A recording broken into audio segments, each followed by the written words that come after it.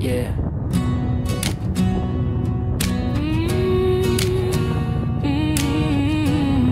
Yeah.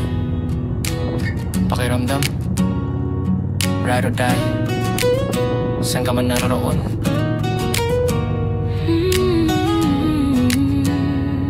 Let's go. Ako'y lumalarga, walang kasiguruhan ng daan. Alikabok na nakaraan, tinatapakan ng mga paan. Pero tingnan mo ko ngayon, hari sa kalsadang aking hinarap. Ang aking ay umuungal, parang sigaw ng aking puso na noon ay napipi. Ngayon may boses na atuto, bawat sama ng dinaanan, kwento ng aking paglago. Dala-dala ang sugat, pero di na isang bihag. Ang simoy ng hangin sa aking mukha, yakap na tapat. At bakit ako nagmumuod o mag-isa para hanapin ang kalayaan at ang diwa? Sa bawat tikwas, sa bawat lungsod na nilisan, may dalang pag-asang makita ka sa dulo ng daan.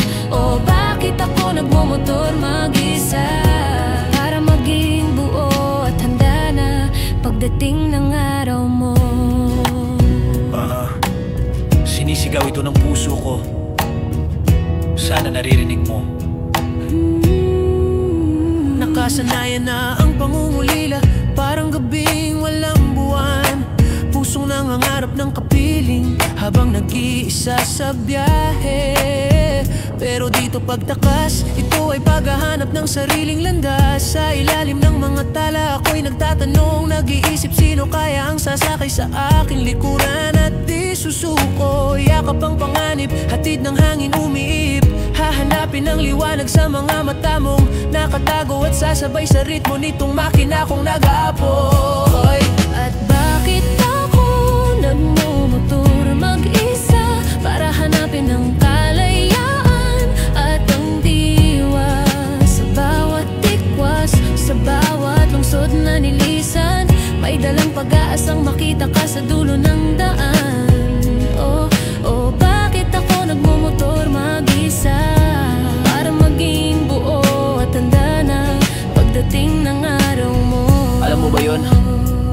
Yung pakiramdam na kompleto ka na mag-isa, handang-handa ka na kaya mong tahakin ang mundo. Pero may espasyo sa likuran na iniingatan para sa isang tao, para sa'yo na hindi pa man dumarating ay ramdam na.